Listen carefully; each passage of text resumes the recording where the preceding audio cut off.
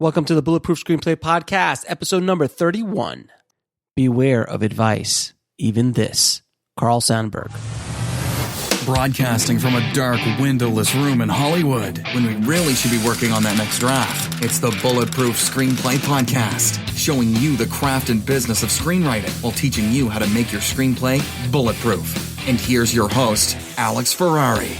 Welcome to another episode of the Bulletproof Screenplay Podcast. I am your humble host, Alex Ferrari. Now, today's show is sponsored by Bulletproof Script Coverage. Now, unlike other script coverage services, Bulletproof Script Coverage actually focuses on the kind of project you are and the goals of the project you are. So we actually break it down by three categories: micro budget, indie film market, and studio film. There's no reason to get coverage from a reader that's used to reading tentpole movies when your movie's going to be done for $100,000. And we wanted to focus on that at Bulletproof Script Coverage.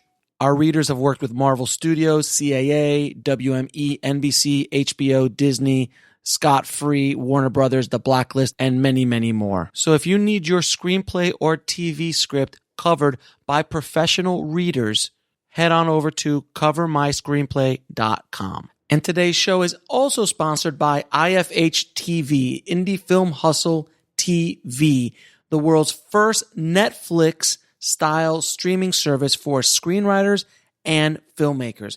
If you want to take classes on the screenwriting process and also listen to amazing interviews by the world's best and biggest screenwriters, IFH TV is for you. Just head over to indiefilmhustle.tv. Today's episode, we're going to go deep into the dark world of television writing, how to break in, what happens inside, the politics of what happens inside, from a point of view of a writer. Last episode, we talked about with Daniel Knopf, who is a showrunner, and that I want to talk to him about it from his point of view. But now we're going to talk about it from a writer's point of view, someone who worked their way in, was a writer's assistant, and did everything they had to do to get in and see how the inner workings of a network show actually is, till he finally got a shot to write a full episode of the series. And so today's guest is Steve Vitolo. And Steve has been a writer's assistant, a script coordinator, and also a writer on some big shows like Hot in Cleveland, Crowded, and Blackish. And I wanted to have Steve on the show to kind of get his perspective on what it's really like to break into a writer's room, to get on a show and really, make some noise as a writer. And there's so much craziness that happens with revisions against revisions and other things that happen while you're in the writing process, that he actually created a software that helps writers in the massive amounts of revisions in television. And it's called Scriptation. And we're going to talk a little bit about that as well. So without any further ado, please enjoy my conversation with Steven Vitolo. I'd like to welcome to the show Steve Vitolo. How are you doing, brother? I'm good. Thanks for having me. Thank you, man, for coming on board. I don't know much about the television world and television writing world. Happy to fill you in. So that's why you are on the show, all I sir. That's exactly. So I'm dying to hear about all the inner workings of network shows and writers' rooms and all that kind of good stuff. But first of all, how did you get into the film business? Well, I went to Boston University and graduated College of Communication, did a film and TV degree, so did that whole thing. And as far as the actual degree, I'm how sure useful is it? Not at all. Has anyone ever asked you in this industry to show you that? No one's like, oh, here's where it does help. It helps in the connections that you make while you're there. So, for example, before I moved out to Los Angeles, I stayed at home for a year just to save money so I could move out to Los Angeles to eventually blow that all in like 3 to 6 months. Obviously. But where it really helped is that there was a contingency of people that moved out right after college, and they all got the crappy jobs that no one wanted to get. So they were all PAs and interns and things like that. So there was such a big network at BU of current people and also alumni. So that's where it really helps you. But no one's looking at your GPA for a film job and seeing what school you went to. Although maybe if you're a Harvard graduate, that you kind of have a leg up anywhere in any industry. But, really? Do you think Harvard Film School really going to open the doors too much? Well, it does in certain writers' rooms for sure. Oh no! In writers' room I actually saw that documentary about the Harvard Lampoon, and those guys. It's almost like a club, a fraternity. If you're in the Lampoon, you automatically cut the line in a lot of ways. Yeah, that is true. I'm not all the time, but they have a big leg up, and they'll get meetings and they'll get signed and things like that. So if you're going to go to Harvard, you should put that on your resume.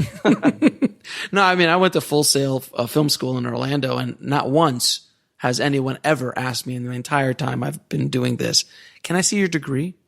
Right. Yeah. I mean, you hope you get good training and you're able to do what you want to do. I mean, I think if you're going to film school, you probably have I don't think anyone goes to film school is like, I don't know what I'm going to do. But usually when you go there, it's like, okay, I want to direct, I want to write, I want to produce, or maybe you want to do all those things. Mm-hmm. And hopefully you get the training at the school to do that. And then, when you move out, some of your friends or schoolmates will be there helping you, and then it's a connections game. Mm-hmm. It really is. It really is, and a talent game, hopefully. Well, the talent is it's unfortunately sometimes it's like the lower on the totem pole sometimes, but a lot of times it's like those connections do get you in the door, but you have to stay in the door. Exactly, and that's where the talent and experience and things come in. Play. You also have to get your foot in the right door. Mm-hmm. When I moved out here, I was, I'd take any job. So I started in reality television and award shows. My very first PA job was on Jamie Kennedy's show called Blowing Up. Yeah, I remember. It wasn't. I love the way you said that. It's like, it's called Blowing Up. I know. Sell it. I think it was on MTV. I have a really bad memory, but I think it was an MTV show. And I remember the first day I was there, my job was to hold an umbrella because we were outside. So my job was to hold an umbrella over Jamie Kennedy so he wouldn't get sunburned. Nice. You were close to the star, so that's not bad. I know. And that was the glamorous. It's funny. I got that job. It was like my second day there. Mm-hmm. And, my friend at college was like, hey, you want to be a PA for this thing? And it's like, great, glamorous, everything. And then, that's my job. So from there, how do you parlay that into the next stages of your career? So I kind of was a PA for a while, and I was working in reality and live event shows. I eventually, because I did a couple of, PA jobs like here and there just for a couple days, because I didn't really have like a full-time PA job. It's like take a gig here, take a commercial there, that sort of thing. I eventually got on the Academy Awards as a PA. Nice. See, I would have killed. I would have killed for a job like that coming up. I would have killed for that. It was a great experience. Mm-hmm. I mean, it's not like they prep 3 to 4 months before. It's crazy how long they prep for this show. I had no idea. So I was and when you're a PA on that show for the production office, and there are so many different departments that don't have their own PAs, you're doing everything for everyone. So you're really, an errand person for that. And so that was my first, quote unquote steady PA job, which was like 3 or 4 months. Nice. And then I actually kind of went back to that the next year and the year after, just because it worked out that I wasn't working at the time, because that's the life, right? Of course. So, but eventually, because I had that experience, and because it was, you're involved in so many different departments, and it's kind of a harder PA job than most, I would think. I mean, I haven't had that many, but it seemed like it. I was able to get a PA job on the pilot for The Middle, which I wanted to be a TV writer. So I wanted to get in scripted TV, and a friend of mine who had moved on from PAing found their job opening and referred me, and I was able to get that job. And it was actually not the middle show that was on for 9 years or wherever it was on with Patricia Heaton. It originally starred Ricky Lake. Wow. Yes, I was on that one. I think that was 2007. It starred Ricky Lake and a bunch of other actors, and it didn't get picked up. It went through a redevelopment. They got Patricia Heaton, I think, in 2009, and then it got picked up and it went. But yeah, not many people know that it was not in its current form. Interesting. Yeah, the script was actually pretty much the same, but yeah, I mean, actors, man, you get Patricia Heaton, and you're probably going to go a little while. Off and running. Yeah, you're off and running. And what were you doing? What were you doing? And you're just being PA still? Yeah, I was an office PA, and I was able to parlay that, very luckily, into a writer's PA job, which was, people are dying to get into the writer's office, and I was very lucky to get in there. Actually, my production coordinator was letting the PAs go by picking names out of a hat because she couldn't decide who to let go. And my name, of course, was the first name to get picked out of a hat. So because on a pilot, you're only working a certain period of time, and then pickups and all that stuff. So I was let go first. My production coordinator said, I feel so bad because I was also brought on last. So I had the shortest amount of time. And she's like, but I'll find something for you. And I'm like, okay, sure. And then, a day later, she got me an interview as a writer's PA on Hannah Montana. Nice. And the next day I was hired. And that was really a crazy whirlwind. And I was finally, after a few years, in the writer's office, which you just want to get your foot in the door there. To be with those people. And it was a great show. A great experience. So then tell me, what is it like being in the writer's room, in the writer's department of a network show? Well, you mean as opposed to something that's are you saying as opposed to cable, or just I know you're being specific about network or TV, but I know Hannah Montana was cable, but you've worked on network shows as well. I'm assuming they're not very different. Yeah, they're the same, especially now streaming services. How many scripted shows are there now? 250? 300? Double that. Oh, is it really that much now? 500 or 600? I believe it's over 600 now. Oh my God, that's insane. And I think that's just US. I mean, Netflix, you turn on Netflix and every week there's something new that they've spent $25 million on. And Amazon too. And Amazon too. And you had no idea, you've never heard of it. Right. And and it has this star in it? What? It has a star in it, and you must have skipped the trades that day, and it's so they just made the show for $25 million and they're gonna put it on. I literally was just watching, I was on YouTube the other day and I saw this trailer for the Outlaw King starring Chris Pine. And it's this Braveheart style epic on Netflix. I'm I've never even heard of this. It's about Bruce, something the Bruce, who's a Scottish guy. And it's basically Braveheart again, but different. And I'm 10 episodes, production. No. This is not a show. This is a movie. But there's shows like that come out all the time too. Who's this? How did this happen? Where did this come from? It's constant all the time. So it doesn't surprise me that 600 episodes or 600 shows are being scripted right now. So it's a good time to be trying to get into the writer's room. It's a good time to be working in the industry for sure. There's definitely more opportunities. When I first started working, there was a certain cycle where you had pilot season, then you didn't work, and then shows picked up, and if it was canceled, which after Hannah Montana, I went to a show called Do Not Disturb. You probably haven't heard of it because it was the first show canceled that season. Of course.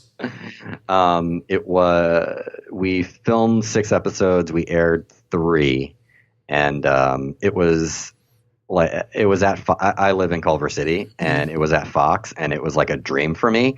I don't have to travel into Hollywood to work, and I'm like, this is going to be great. I'm going to bike to work, and then 2 months later, bye-bye. Bye-bye. Yeah. Is there still a pilot season? I mean, there's some sort of pilot season now, like it starts in January, right?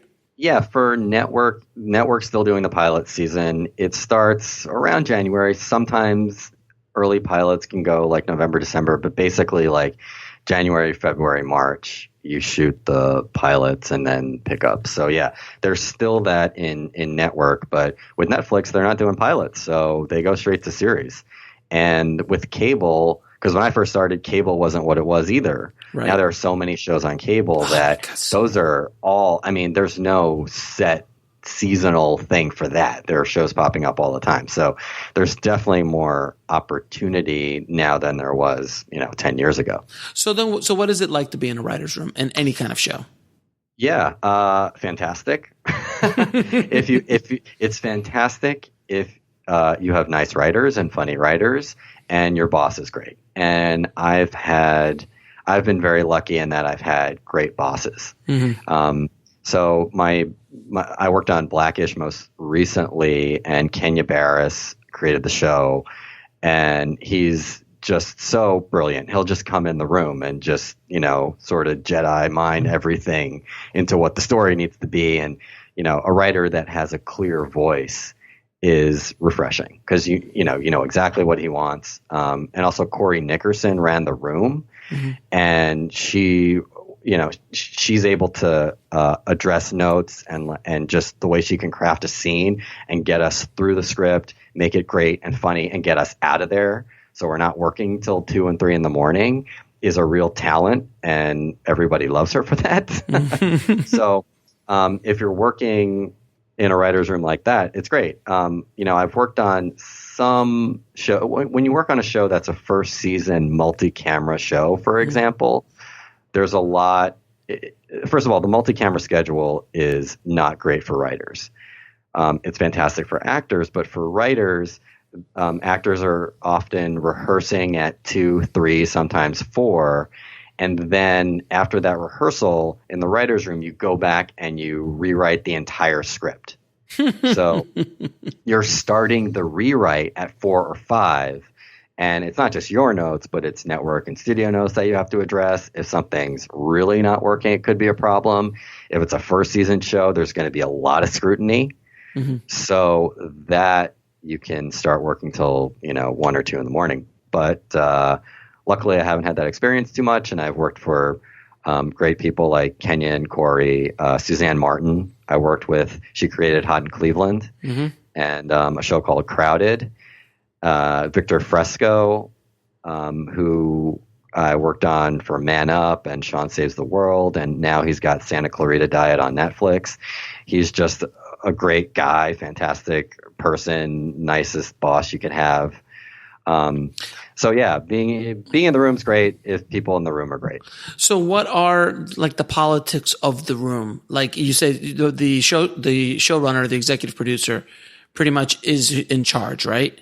Right. And then there is someone who is in charge of the room underneath them, kind of like sometimes or sometimes not. It depends on the show. Usually on a multicam show, because of the way it's structured, the showrunner is running the room, because as writers on a multi-camera show, you do everything together.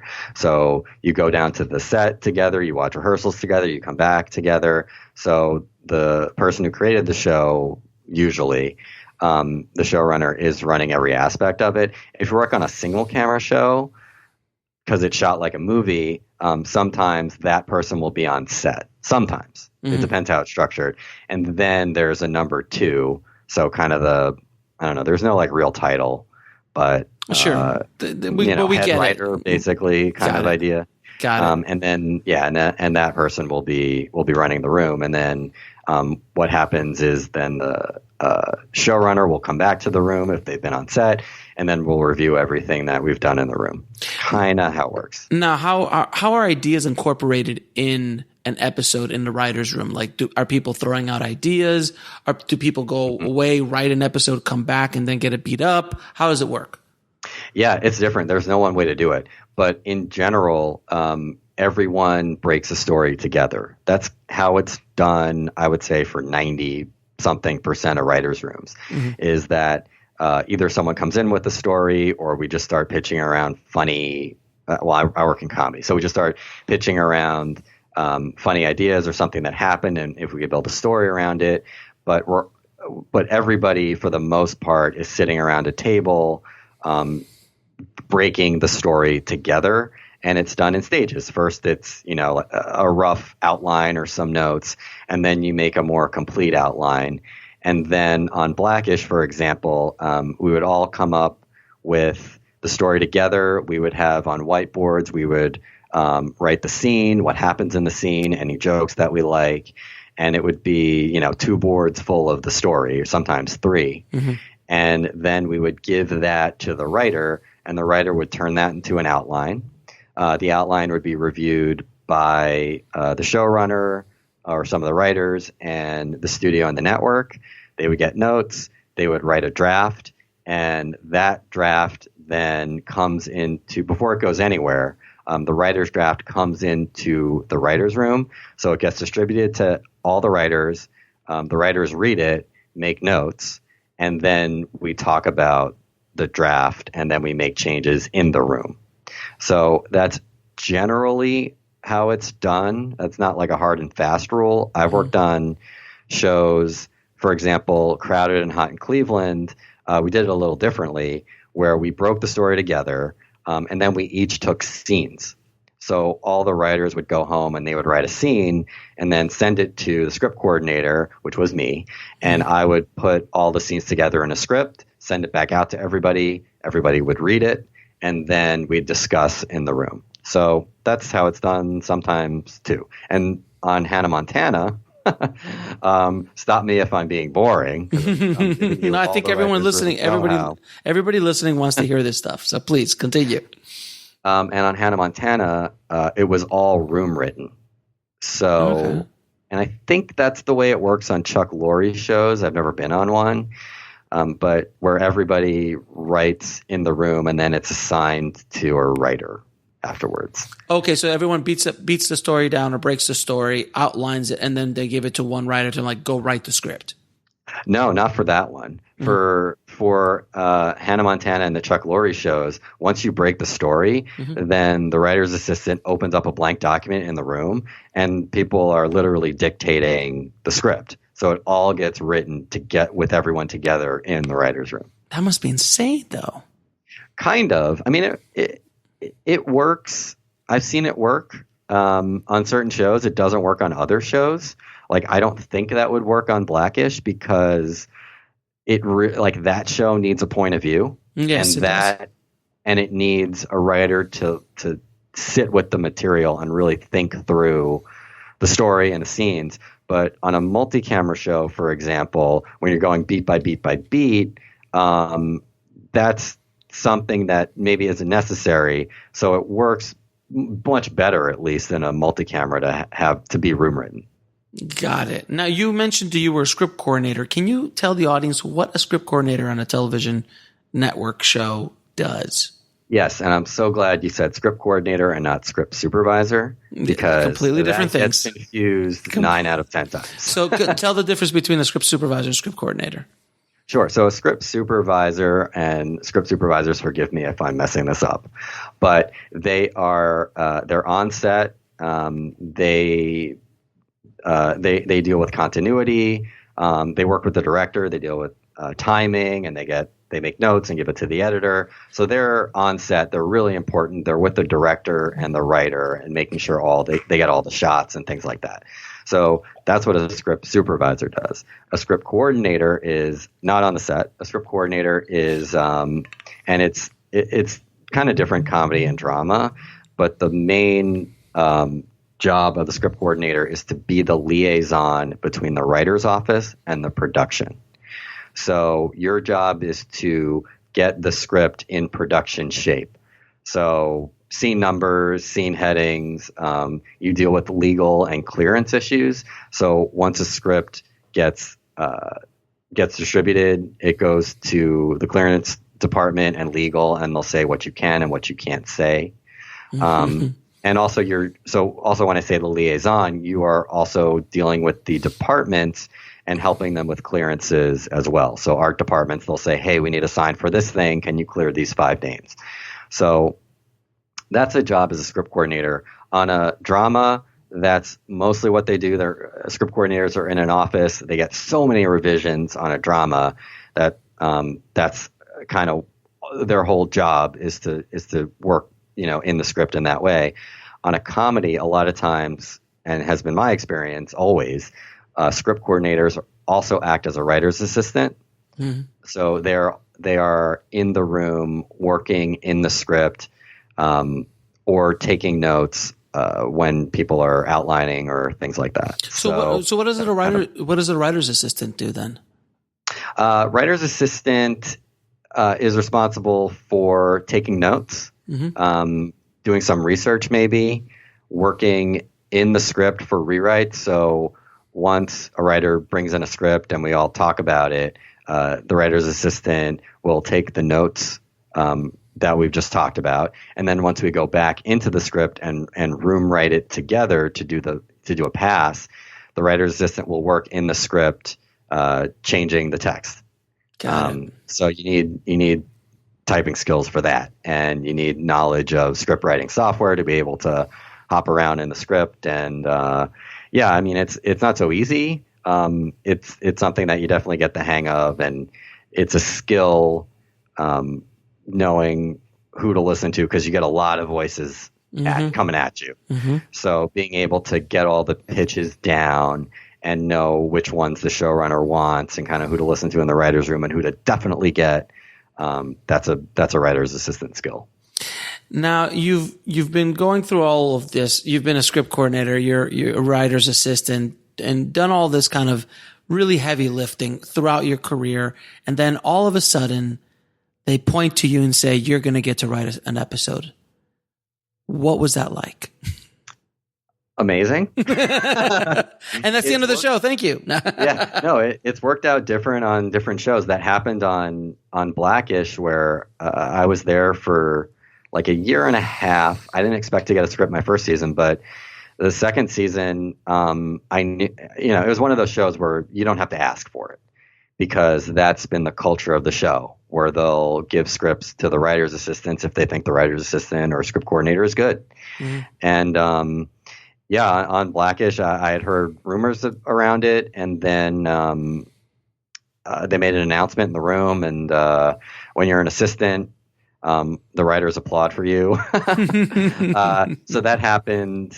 That also happened on Hot in Cleveland, where they made an announcement in the room, which was super great. And then on Crowded, I had worked with Suzanne Martin on Hot in Cleveland. So when I was hired as a script coordinator on the new show, she was kind enough to let me write a script for the show as part of being a script coordinator. But yeah, it's a great feeling.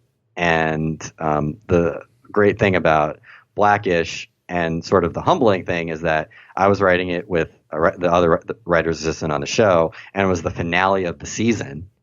And it was a good episode. That's a good episode. I remember it is. And it was a tough one. It was the last episode of a 4-episode arc where the characters were getting separated and were coming back together. Yes. It was a brutal arc. It was brutal to watch. Brutal is the perfect word. It was brutal.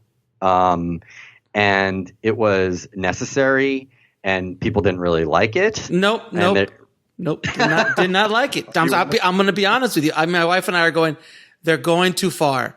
They need to stop this. I have enough troubles in my world. I don't need this. Yeah, I know. That was a lot of the feedback on the Twitter sphere. People. But it was bold. And so it was bold. It was bold. And Kenya really wanted to show that, because they never showed that thing, that kind of thing on the Cosby Show. And he felt it was kind of, that's life. You kind of go through these ups and downs. Yep. And, but yeah, we were tasked, me and the writer's assistant, tasked with writing the finale. And it was one of those things too, where it was obviously an important episode. They're getting back together, which is great. But also it was at the end of the season. So like we've done 24 episodes and like everyone's burnt out. Mm-hmm. So when we got the outline, we had, me and the writer assistant, we had some room to play with because we knew the story we wanted to tell and we had the outline. And then like we noticed like, okay, like act 3 isn't as broken and there's no tag. It's kind of up to us. So we can play a little bit. Look, a lot of times when you get outlines in writers' rooms, it's like paint by numbers. Mm-hmm. And this, we actually had some room to do some things. And luckily, we succeeded on most of them, Mm-hmm. and it wasn't a major rewrite coming in. And our tag, I'm happy to say, went all the way through. Mm-hmm. Shockingly, it was, I don't know if you remember the tag, but it was Pops and Ruby in the shared home that Dre was no longer there anymore, and Mm-hmm. they thought they should get it on. Yes, I do remember that. Yes. Yeah, so we were so happy that sailed through, because a lot of times when you bring a script in, stuff gets changed. That's the nature of the beast, and it's 99% going to get changed for the better. It's better when you have 10, 15 writers that are smarter than you saying, "Here's how we can improve." So yeah, when something sneaks past the goalie and they're like, "Yeah, okay, we'll go with this," that was pretty cool. Now, what does it do for your career working on a show like Blackish, and such a pivotal episode as well? I mean, has it opened doors that weren't open before? No, not really. Okay. Fair enough. Yeah, I mean, maybe in the future. I mean, it's a good credit for sure. Sure. And as far as Writers Guild Residual goes, it's going to be fantastic Mm-hmm. because it's a syndicated show and it reruns, and so. But nice. yeah, as far as like agents, managers knocking on my door, not so much. Doesn't really happen. You would think. You would think. Really you would think. Well, that I wanted to kind of bring that up because I want to make sure everyone listening knows the truth of what happens. They should know. They know the truth. I like mean, all of a sudden, like most people are like, "Oh, you just wrote the season finale for Blackish, a huge show on ABC." They must be just rolling up to your door with cash, waiting for you for your like. What show would you like to run, sir? Yeah, exactly. No, it doesn't really work like that, unfortunately. And I was the most naive person coming out to Los Angeles, so I would have totally my idea was, hey, I'm going to write a script for 2.5 Men and show it to the showrunner, and he's going to hire me. Yeah, no. Which is the exact wrong thing. Anyone listening out there, don't do that. Don't ever do that. Don't ever do that. What you want to do, just for aspiring writers, write a pilot. Of something else. Yeah. It's okay to write a spec for a show that everybody knows. And that was kind of okay to do back then when I was writing specs. And there were only 20 shows. Like, Right. I mean, I wasn't, I didn't start in the 50s. But like 10 years ago, there weren't that many shows. It was like, and people would watch it, so you'd know. So writers would write a spec for so I wrote a spec for 2.5 Men. Mm-hmm. And anyone who read it had seen 2.5 Men and understood the characters and understood like the voice of the show. Sure. But now, like, you'll write for a show no one's ever heard of or no one's ever seen. So that's probably not the best idea to write a spec for a show, unless maybe you're doing Modern Family, because everybody's seen that show. Mm-hmm. But nowadays, write a pilot and make it good and get some good feedback and rewrite it and try and do something with it. I mean, my experience in television from the directing standpoint is that it is a very much of a club. Because it is a good job. If you get on a show, and if you get on a good show, even if you do, as a director at least, even if you do 5-6 episodes a year, you're good. Like financially, you're doing very well. And residuals too. Yeah, you're doing good. You're doing good, right? So it's so difficult to break in. I'm assuming that's similar to the writers, because do all the writers get residuals off of everything, or how does that work? Writers get residuals on the shows that they write, and I don't know I know the creator gets residuals On everything. on everything, but I don't know what other levels or how that works. I think only if you have points in the show, Sure. you get that. But yeah, for writers, it's the episode you write, and if it airs again in prime time, you get half your script fee, which is fantastic. And then you could get, I mean, if you're a syndicated show, you could get a big check just because they made a big syndication deal. So like the guys from Friends and Seinfeld are doing okay. Yeah. All those writers in that writer's room, they did all right. Yeah, I mean, even like I knew a writer that worked on the Cleveland show, and he was like, he said to me, "Here, I want to show you something." He's like, "I know you guys are, he's like, I know you're, getting your first scripts, but I want to show you what it could be." Mm-hmm. And he kind of showed his Writers Guild residuals, and they were fantastic. From the Cleveland show, the canceled Cleveland show. From the Cleveland show and like some other shows. But yeah, I mean, like if a show goes into syndication, not even like a super successful show, it could be pretty good. It's a nice career. And the Writers Guild benefits when you retire, great too. So can I ask you a question? And I'm going to be that guy. What is the range of money that you get off of residuals, so people have an understanding? I'm not the right person to ask. Okay. Just because I've written 3, and those checks haven't come in yet. Yeah, it's hard to tell. I mean, one was a syndicated show. Hot in Cleveland was a syndicated show, and that has not been as good as you want it to be. Right. But figure, I'll just throw out numbers. Sure. And these could be totally pull them wrong. right out of the air. So let's say on a half-hour network show, you get paid if you write it. If it's story by written by you, you've written the script. It's your name only. That for a half-hour network, that's $26,000. Not bad. If it gets rerun in prime time, you get half that fee. So you get $13,000. Okay. Okay, so that's good right there. That's good right there. You're doing really good. You're doing good. If it airs again in prime time, it's probably half that. So maybe it's like $6,500 or something. Sure. Okay. And then your guess is as good as mine. On syndication. On syndication, yeah. I mean, you could get. I mean, no one like I've gotten a syndication check for Hot in Cleveland, and it was a cable show, and I wrote half the episode. Mm-hmm. And the syndication check was like not even half of what the original fee was. So it wasn't. I felt like that check should have been more, right? I mean, I feel like that I always feel checks should be more, but that's just me. Anytime I get a check, I'm like, this check should be for more. I mean, well, I don't want to be the crass guy asking about money, but it was just, it's a lot of people out there who just don't even understand what people make. And a lot of this information you could just find through Writers Guild. Writers Guild has all this stuff. Yeah, if you go online and do WGA schedule of minimums, it's right there. You can find out everything that you'll make for TV and for features too. Mm-hmm. But I don't even think that's not even the real money is in the script. I mean, it's great money. It's like bonus money. Mm-hmm. If you're producer level or co-EP, forget it. But even if you're story editor, so again, you can look at this schedule of minimums. But if you're a TV writer or a network show, if you're a staff writer, it's something like $3,000+ a week. If you're a story editor, it could be $5,000-6,000. So that's the real money.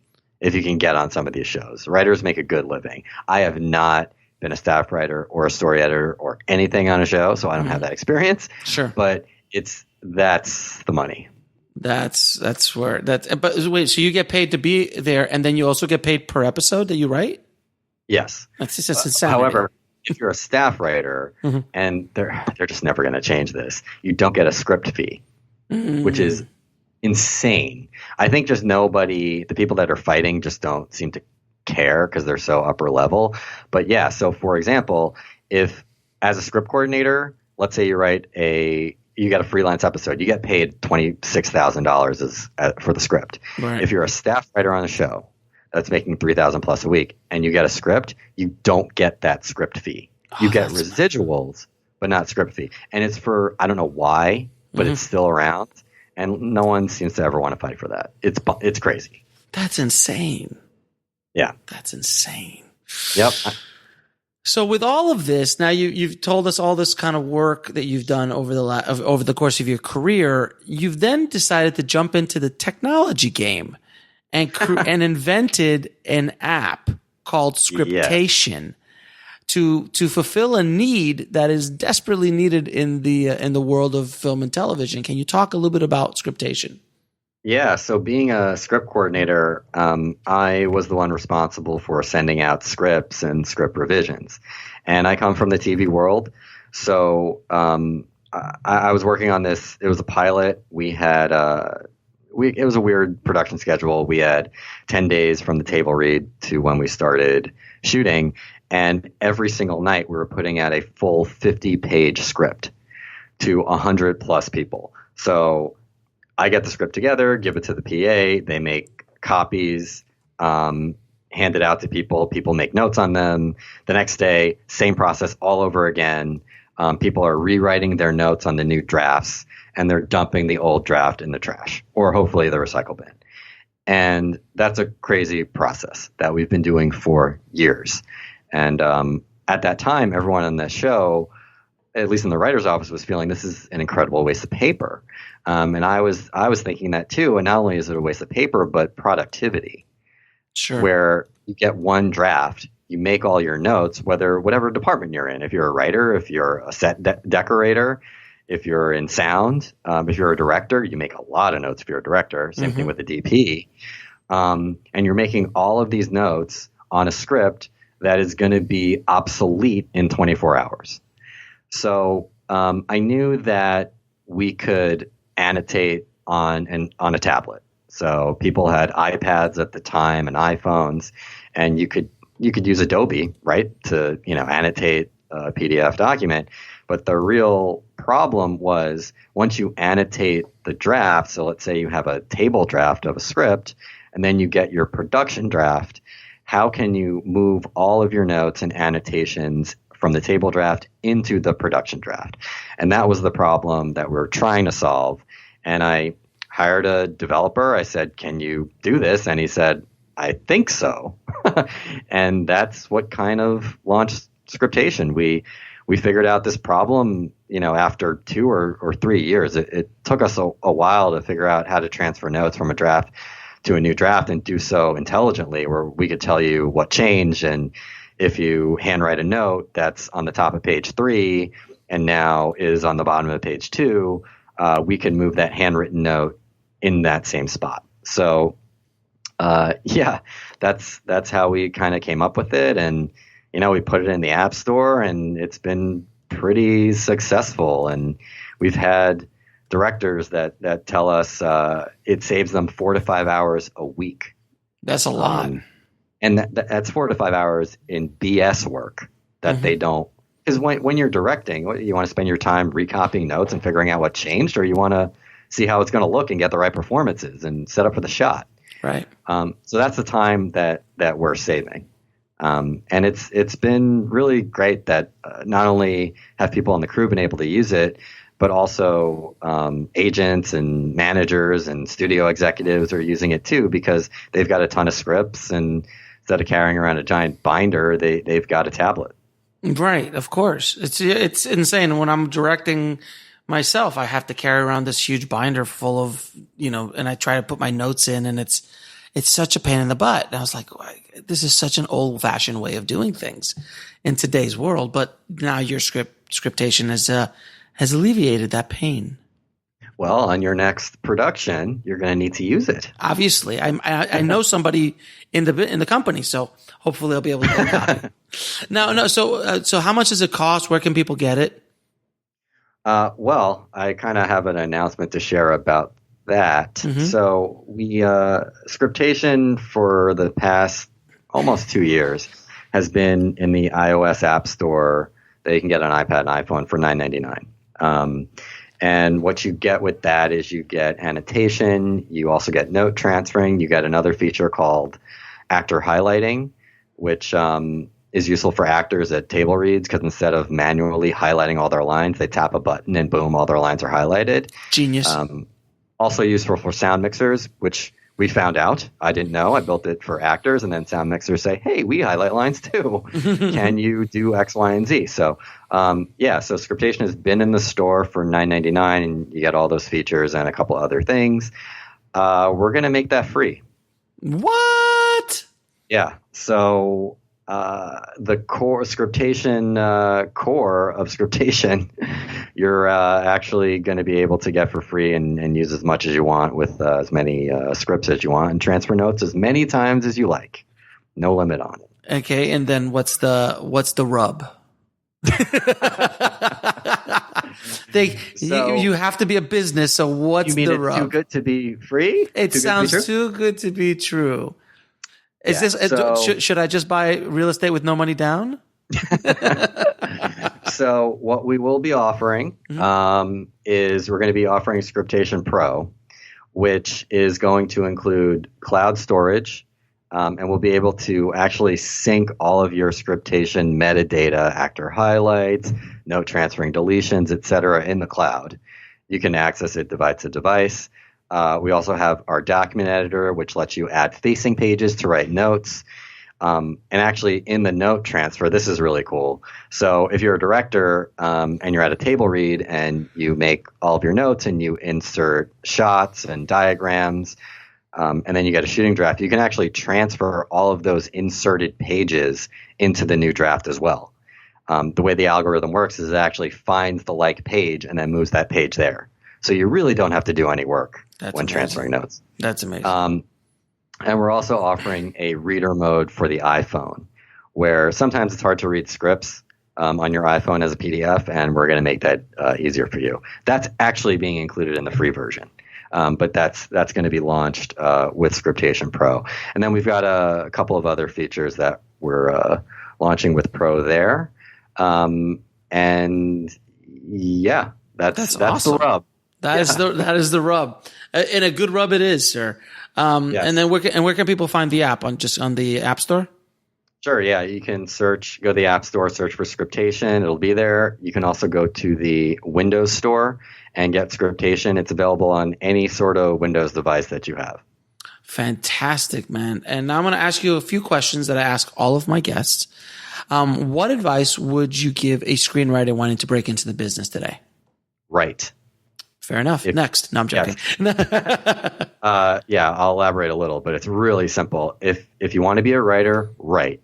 And if you have no outside responsibilities, like you're a single guy living in a city, write. Because maybe you'll get a girlfriend, maybe you'll get married, maybe you'll start a family, maybe you'll have bills you'll have to pay, and then you won't be able to do that anymore.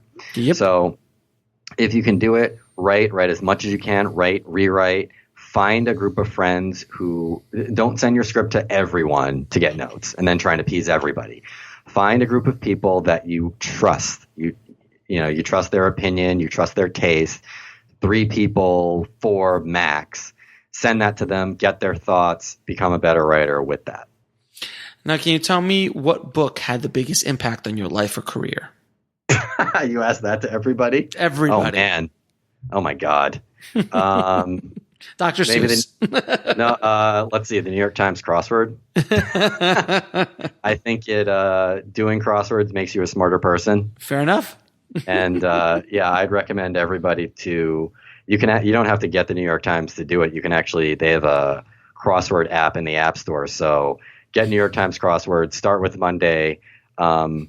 Be really upset that you can't get the easy ones, but eventually you will. Fantastic. All right. Now, what lesson took you the longest to learn, whether in the film business or in life? Oh, man. There are so many things I have learned. I've been so naive in this industry. But what took you the longest to learn? Patience, probably. Yeah, that's a very popular answer. That's my answer too. No, it's true though. You can't do everything at once.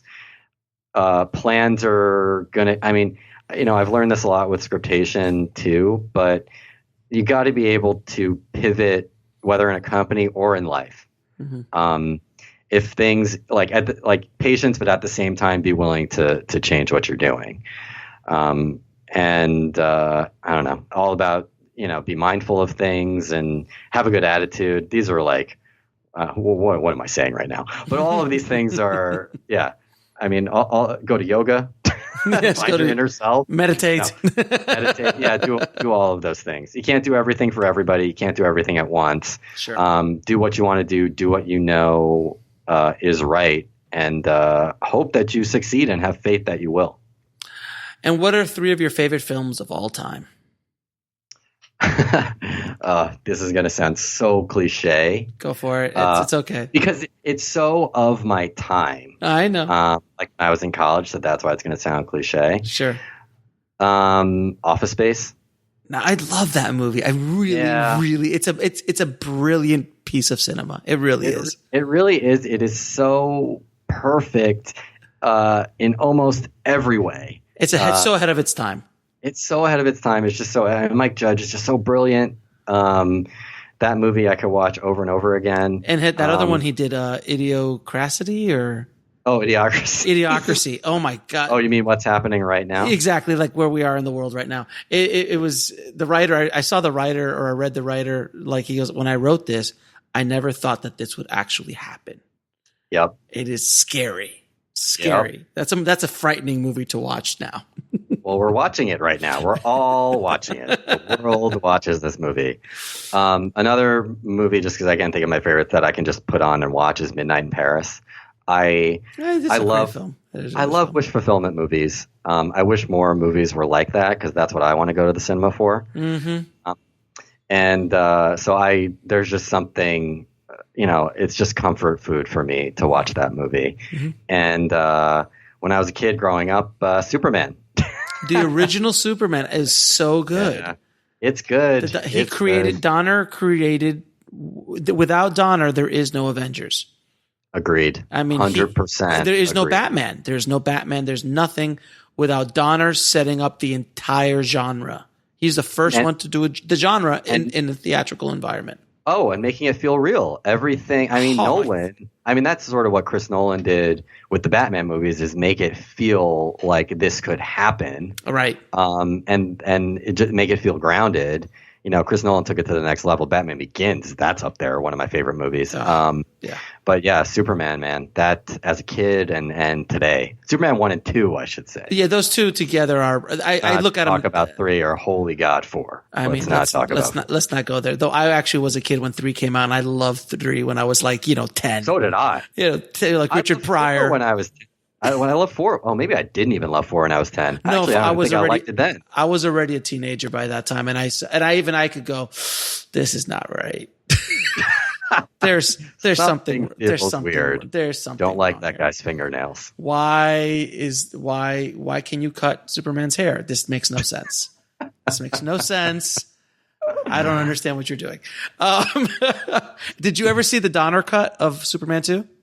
I did, yeah. It's the best. It's the best. I think I have that DVD, or maybe illegally downloaded it. What? It's amazing. No, but it's amazing. This was it came out 10 years ago, something like that, right? Not that old. Probably within the last 10 years it came out. But the Donner cut was so much better. They got rid of all that funky throwing the Superman signal that turned into some saran wrap. Oh, that was crazy. Like, where did that come from? Like, Superman can't do that. Yeah, how did you even think of that? That's when they lost. They ran off the rails with that one. But when you go back to the Donner cut, you're like, oh, this is what it was supposed to be. We could have had more of this. Right. Yeah. If it wasn't for those damn producers, which should be a T-shirt in Hollywood. But anyway, now, Steve, where can people find you, man? I'm not really on the social networks. I'm only on it through my Scriptation handle. Okay. But you can contact me through there. All right. So at Scriptation app on all the on Facebook, Instagram, and Twitter. Mm-hmm. And yeah, if you want to contact me, then send a message through any of those social media services. Steve, man, it's been an absolute pleasure talking to you, man. Thank you so much for dropping some knowledge bombs on the tribe today, man. I appreciate it. Yeah, man, this was fun. I hope it's useful. I want to thank Steve again for coming by the show and dropping those knowledge bombs on the tribe today. If you want to get links to anything we talked about in the show, please head over to the show notes at indiefilmhustle.com/BPS031. There you'll get links to Scriptation as well as anything else we discussed in the episode. And if you haven't already, please head over to screenwritingpodcast.com and leave us a good review on iTunes. We are a new show, and it would really help us out in the rankings and getting all this great information out to as many screenwriters and filmmakers as humanly possible. I really do appreciate it, guys. And also on a side note, I wanted to let you guys know what we will be bringing to IFH TV in January. We've got season 3 of The Dialogue, which is really, if you have not watched that show yet, guys, please watch it. It has some of the best interviews with some of the biggest screenwriters in Hollywood. And we're also going to be releasing lectures by some major authorities in the screenwriting space. We are just finalizing the negotiations of those writers, but some of them are really, really big. I know we're going to be getting Richard Walter, who is the chairman of the UCLA screenwriting program for 30-odd years, has written many books, and more people of his caliber are going to be on IFH TV as well. So definitely check out all the cool stuff we're going to have. Just head over to www.indiefilmhustle.tv and sign up. And that's it for this episode of the Bulletproof Screenplay Podcast. Thank you guys so much for listening.